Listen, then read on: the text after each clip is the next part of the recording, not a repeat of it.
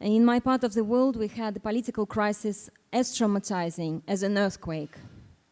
In winter of 2013-2014, central square of Kiev was on fire. People were killed in a European capital. We could almost hear with our own ears the wall being built between the East and West, dividing not only regions, countries, but also friends and family members into pro-Kiev and pro-Moscow. Into those who supported the annexation of Crimea and those who could never accept it, Eastern European politics became a bloody, horrifying event. Unfortunately, Australia suffered from the crisis too. 38 Australian citizens died in MH17 catastrophe. We were on the field right after the catastrophe, and the people who are really courageous were the characters in our stories. For example, the director in an orphanage in Torres, where MH17 bodies fell last year. The bodies fell from the sky right into the garden of that orphanage, and children witnessed that. The director of that orphanage evacuated orphans to Ukraine. That is important to understand. The airplane fell on the rebel-controlled territory, and she evacuated orphans to Ukraine-controlled territory and came back and spoke with us. So that was very brave. One of the most dangerous days, I was working with Australian journalists, with a photographer and writer, and the day began from a coffee on a sunny day. Then shelling started in Donetsk.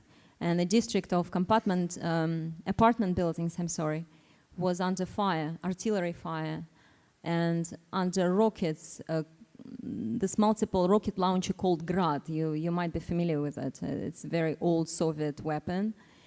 So we were 3 people running around that courtyard, and we documented a victim after victim. We actually saw a woman of my age who lost her head that day. And then we were in the basement. We were full of people. It was a school basement where all the locals rushed to hide, a very good deep basement. And in that basement, there were 2 groups of people. Some were yelling, I wish a Ukrainian army came and took over Donetsk again. And some were saying, oh, we want this to be part of Russia. We want Russian army to move in and defend us. And as soon as they saw a big lens of an Australian photographer, both groups attacked the photographer because they didn't want to be photographed. People in stressful situations react in different ways. And when the plane collapsed on their villages, it's a big area actually where people still live. You know, we journalists, we go to the field, we cover our stories, and then we go back home. But people who are actually living there, they stay. And they, day after day, live with memories of that terrible catastrophe. You cannot blame them for telling you sometimes the most ridiculous things. Covering this war, by the way, Ukrainian conflict was the least favorite story. Everybody lied to us. Ukrainian officials were not saying the truth. Russian officials were not saying the truth. Rebels were not saying the truth. So what do? You can only go yourself and see with your own eyes. Try to see as much as possible with your own eyes. For instance, one of the myths that we heard was that passengers were put on the plane, MH17 plane, already dead and naked.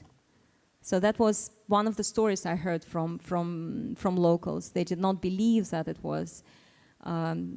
So you don't know where to start.